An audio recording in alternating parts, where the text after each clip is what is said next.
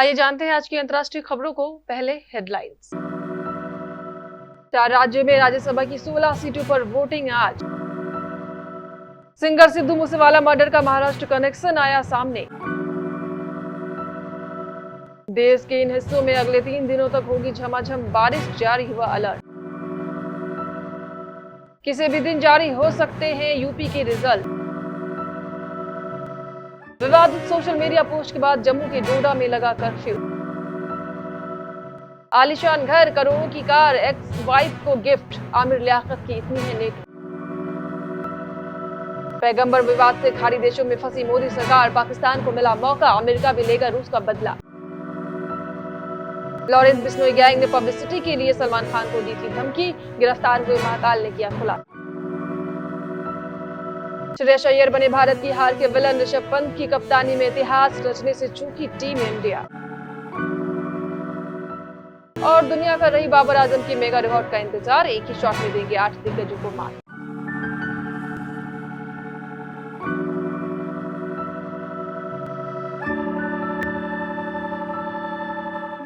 खरीद फरोख्त के आरोप प्रत्यारोपों के बीच 4 राज्यों की 16 राज्यसभा सीट पर आज मतदान होगा।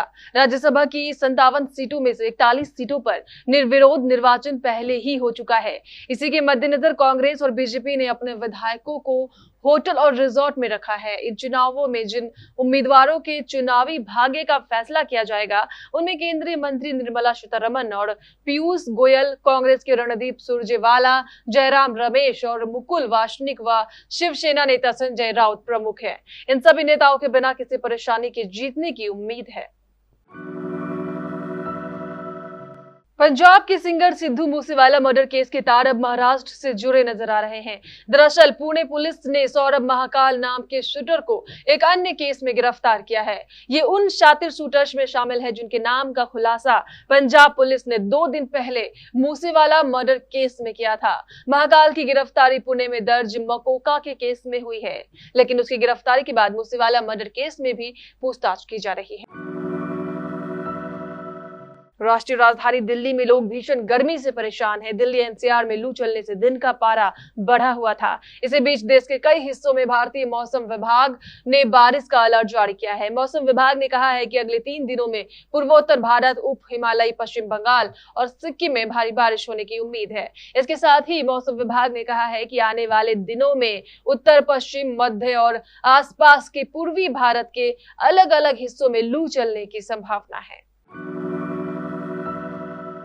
यूपी बोर्ड 10वीं और 12वीं के छात्र छात्राओं को परीक्षा के नतीजों का बेसब्री से इंतजार है। करीब 47 लाख से ज्यादा स्टूडेंट्स नतीजों के इंतजार में हैं। यूपी बोर्ड के नतीजों की तारीख को लेकर नई जानकारी सामने आई है।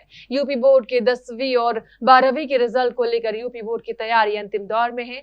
ताजा मिली जानकारी के मुताबिक यूपी बोर्ड के नतीजे 14 से 16 जून के बीच किसी भी दिन आ सकते हैं। यूपी बोर्ड के नतीजों की घोषणा के साथ ही 47 लाख से ज्यादा स्टूडेंट्स का इंतजार खत्म हो जाएगा। सूत्रों से मिली जानकारी के मुताबिक हाई स्कूल और इंटरमीडिएट दोनों का रिजल्ट हर वर्ष की तरह इस बार भी एक साथ ही जारी किए जाने की तैयारी है।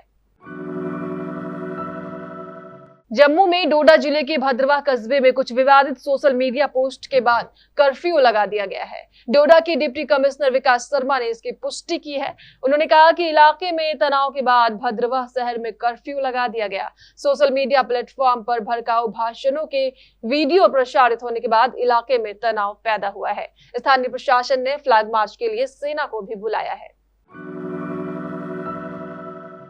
पाकिस्तान की पूर्व सांसद एवं टीवी के famous personality doctor Aamir Liaquat Hussain की गुरुवार को मौत हो गई। पाकिस्तानी मीडिया में चल रही खबरों के अनुसार डॉक्टर हुसैन कराची स्थित अपने अपार्टमेंट में मृत पाए गए। वो हमेशा ही अलग अलग कारणों से चर्चा में रहते थे। कुछ ही समय पहले वो अपने से आधी से भी कम उम्र की लड़की के साथ शादी कर विवादों में आए थे। लग्जरी लाइफस्टाइल, आलीशान घर और एक शो के लिए लाखों की फीस को लेकर भी वे हमेशा चर्चा में बने रहते थे। बीजेपी की निलंबित नेता नूपुर शर्मा के पैगंबर मोहम्मद साहब को लेकर दिए बयान पर मुस्लिम देश भड़के हुए हैं। कतर, कुवैत, ईरान ने तो भारतीय राजदूत को तलब कर अपनी आपत्ति जताई। कतर तो मोदी सरकार से माफी की मांग कर रहा है। इस बीच पाकिस्तान के शहबाज शरीफ सरकार और सेना को भी पैगंबर के अपमान के नाम पर भारत को घेरने का बड़ा मौका मिल गया है। पाकिस्तान सरकार और वहां के नेता लगातार इस मुद्दे को उठा रहे हैं।